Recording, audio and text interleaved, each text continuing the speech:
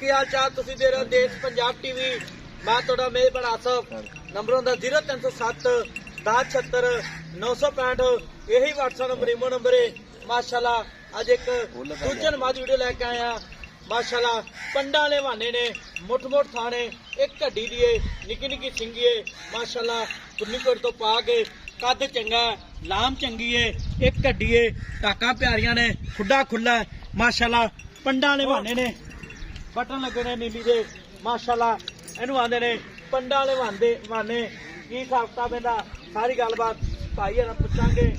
सूई या सोनाली सूई किन्ने दिन हो गए ने पहला ने या दूजे ने गिट गिट पशम है कन्नी लम्मी है निक्की निक्की सिंगी है कन्न इन्हें जिवें छज होंदे ने निक्की वक्की है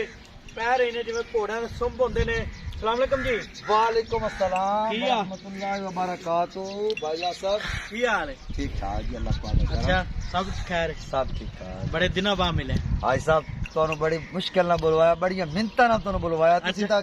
ਨਜ਼ਰੇ ਕਰਮ ਹੀ ਸਾਡੇ ਤੇ ਛੱਡ ਗਏ ਹੋ ਤੁਸੀਂ ਕਿ ਸਫਰ ਬਹੁਤ ਤੇ ਮੈਂ ਕਿਹਾ ਭਾਈ ਸਾਹਿਬ ਤੁਹਾਡਾ ਦਿਲ ਕਰੇਗਾ ਕਿ ਬੱਚਾ ਵੇਖਾਂਗਾ ਰੂਹ ਰਾਜ਼ੀ ਹੋਏਗਾ ਮੱਝਾ ਮਾਸ਼ਾ ਅੱਜ ਤੁਹਾਡਾ ਰੂਹ ਰਾਜ਼ੀ ਹੋਇਆ ਜਾਂ ਨਹੀਂ ਹੋਇਆ ਵਾਕਈ ਮੈਂ ਤੇਰੀ ਚੰਗੀ ਮਾਂ ਹਰ ਚੀਜ਼ ਜਨਮਨ ਖੜੀ ਹੈ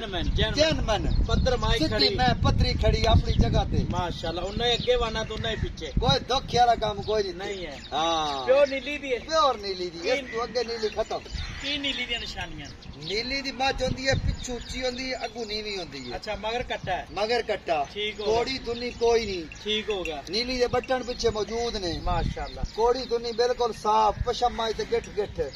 ਥਾਣੇ ਜਿਵੇਂ ਪਹਿਲਾਂ ਨੇ ਪਹਿਲਾਂ ਵਾਲਾ ਥਾਣ ਤੇ ਆਪਣੀ ਆਪਣੀ ਜਗ੍ਹਾ ਜਿਵੇਂ ਪੀੜੀ ਨੂੰ ਪਾਵੇ ਲੱਗੀ ਮਾਸ਼ਾਅੱਲਾ ਹਾਂਜੀ ਦੂਜਾ ਸਵਾ ਜਰਮਨ ਸੂਈ